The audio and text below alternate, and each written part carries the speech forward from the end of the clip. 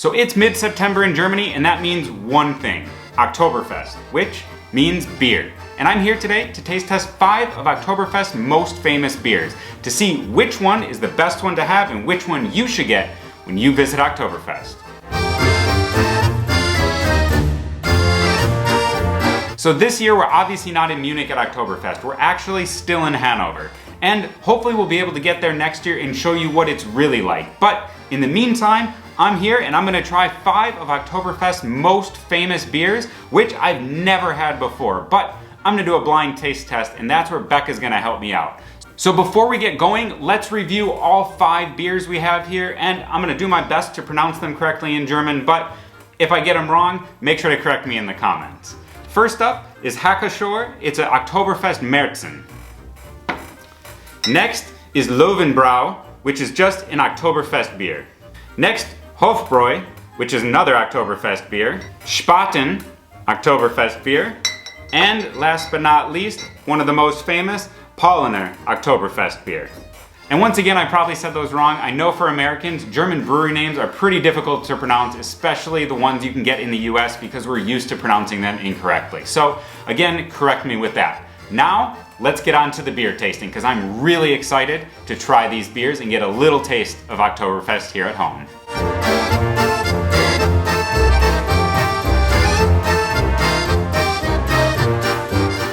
So I'm back. Becca's poured all the beers and let's give them a go. She's got the list right here of what they are, but I'm not gonna take a look at that until I try them and rank all of them. So, first one up here. A little bit darker color here. Smells a little bit caramely. Pretty good, definitely a little bit more well roasted, a little bit of caramel notes. Almost like a darker bread. I don't know, rye bread or something like that. But still pretty smooth.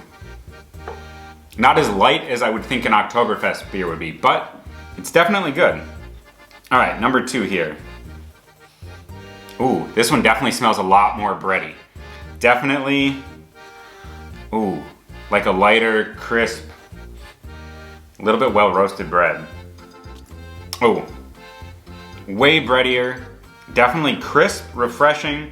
I think I could definitely drink a lot more of these than I could that one. So, I don't know, I think I like this one better than the first. But it still has definitely that toast, crisp bread flavor. Let's go with number 3. These are pretty good. I noticed almost all of them except the first one have this light color. This one is like crystal clear. I don't know if you can see that on video, but crystal clear with a little bit of carbonation. Not quite as strong of a smell. Oh, definitely lighter. More refreshing than the other one. This one I feel like if you're at Oktoberfest and you were drinking this all day, at least for a while, you could definitely crush liters of these over time. So far this one's the easiest to drink and the most refreshing, I would say. But I do like the bread taste of the other one. So I'm kind of keeping these in mind as I continue to go through them. Again, these are some of the most famous beers at Oktoberfest. There is one that I could not get, and that is Augustiner. I can get their other beers, their more typical beers elsewhere, but it's really difficult outside of Munich to get their Oktoberfest beer. So if you're in Munich and you get the Augustiner Oktoberfest beer and you've had that before, let me know how it is because I'm genuinely curious. And again, when we make it to Munich for Oktoberfest, hopefully next year, fingers crossed, that we're able to try that one out because I love their other beers. It's one of my favorite, but unfortunately, I can't include it in this one because it was just too difficult to find here in Hanover. All right, on to beer number 4.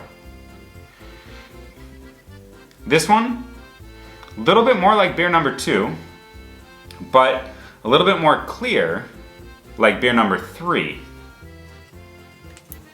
Ooh, that one sits somewhere in the middle. Almost a little bit more of like bread, toasted, but with like almost a little bit sweeter, honeyed flavor to it than the other one. But I like it.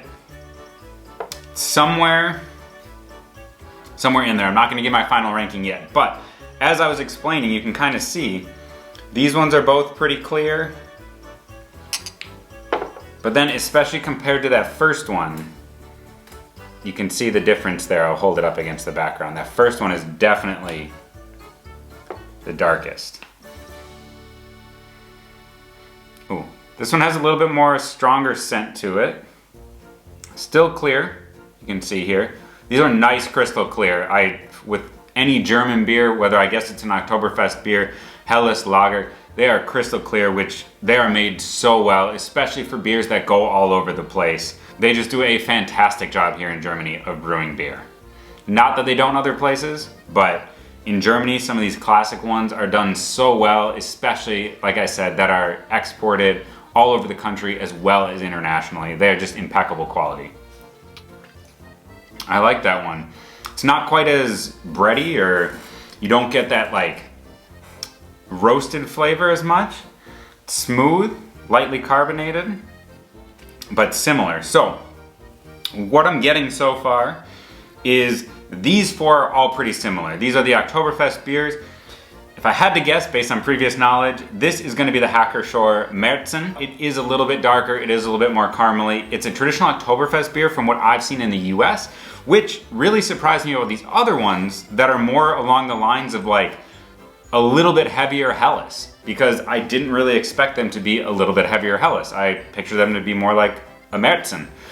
But I guess I'm wrong. This one was good, but just not something I would drink at Oktoberfest if I was drinking a few liters of beer over the course of time, obviously with some food. But it's a good beer, just not my favorite. I'm gonna rank that one number 5. Now, between these, I'm gonna have to try them again really quick, so bear with me a moment.